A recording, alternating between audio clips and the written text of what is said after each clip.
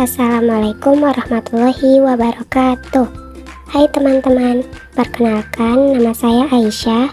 Nah, di video kali ini saya akan menjelaskan tentang alih kode dan campur kode. Pasti teman-teman penasaran kan apa itu alih kode dan campur kode? Kita bahas satu persatu ya. Yang pertama ada alih kode. Menurut Abdul Khair, dijelaskan bahwa alih kode merupakan gejala peralihan pemakaian bahasa karena berubahnya situasi. Senada dengan pendapat tersebut, Pranowo berpendapat bahwa alih kode adalah berpindahnya penggunaan kode bahasa satu ke kode bahasa lain ketika seseorang sedang menggunakan bahasa tertentu tetapi didasari oleh pemakaiannya karena memiliki maksud tertentu. Mayoritas yang menggunakan alih kode merupakan bilingual yang mampu berbicara banyak bahasa.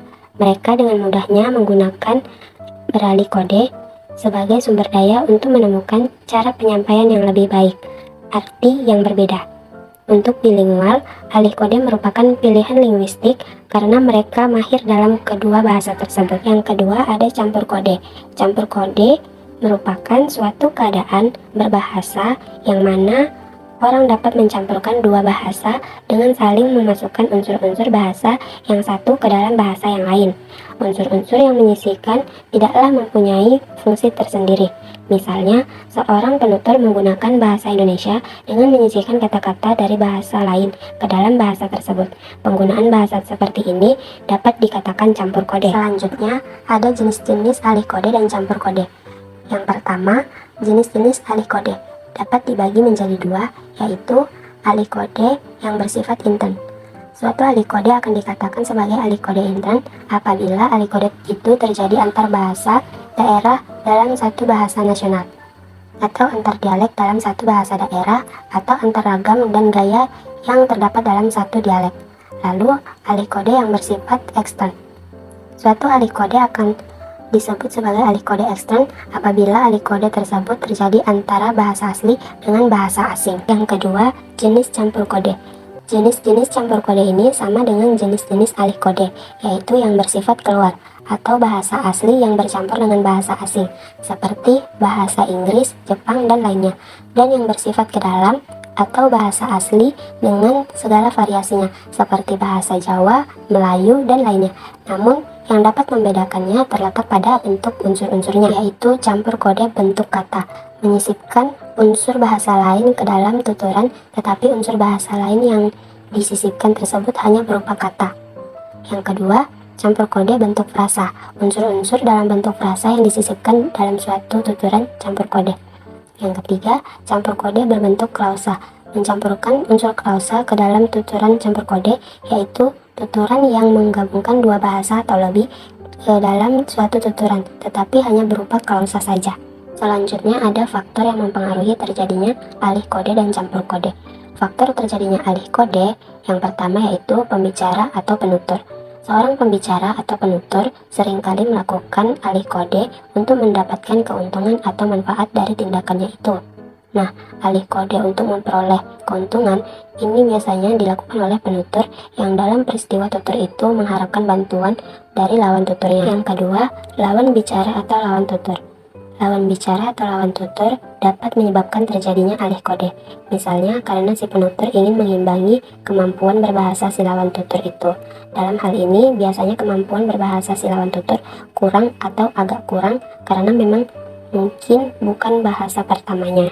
Yang ketiga, perubahan situasi dengan hadirnya orang ketiga. Kehadiran orang ketiga atau orang lain yang tidak berlatar belakang bahasa yang sama dengan bahasa yang sedang digunakan oleh penutur dan lawan tutur dapat menyebabkan terjadinya alih kode. Yang keempat, perubahan situasi. Perubahan situasi pembicaraan juga dapat mempengaruhi terjadinya alih kode. Situasi tersebut dapat berubah situasi formal ke informal atau sebaliknya. Yang kelima, perubahan topik pembicaraan. Berubahnya topik pembicaraan dapat juga menyebabkan terjadinya alih kode. Selanjutnya, faktor terjadinya campur kode. Yang pertama, identifikasi peranan. Ukuran untuk identifikasi peranan adalah sosial, registral, dan edukasional. Yang kedua, identifikasi ragam. Identifikasi ini ditentukan oleh bahasa seorang penutur ketika melakukan campur kode yang akan menempatkannya dalam hierarki status sosialnya. Dan yang terakhir, keinginan untuk menjelaskan dan menafsirkan. Alasan ini akan tampak karena campur kode juga menandai sikap dan hubungannya terhadap orang lain dan sikap dan hubungan orang lain terhadapnya. Dari penjelasan tersebut, ditemukan adanya contoh kasus alih kode dan campur kode. Berikut cuplikan video yang akan ditayangkan. Nama lengkap siapa? Nama lengkap? Angie William. Angie William.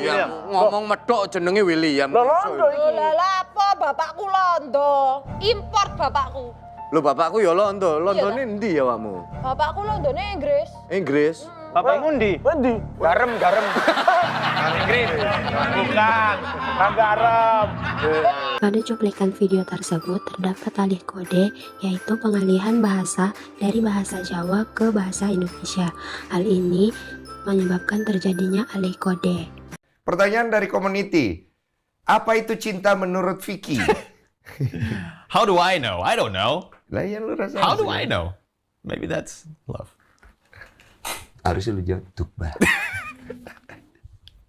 Katanya love is tukba. Aduh. Asik. Nama panjang siapa sih tukba? Tuba, Tuba. Dursun. Tuba? Dursun. Dursun. Tukba Dursun.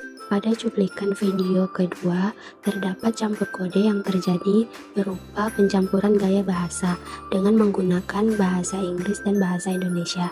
Hal tersebut menyebabkan terjadinya campur kode. Nah, itulah tadi penjelasan tentang alih kode dan campur kode. Semoga dapat bermanfaat untuk teman-teman dan semoga dapat dipahami dengan penjelasan singkat tadi. Saya akhiri. Wassalamualaikum warahmatullahi wabarakatuh.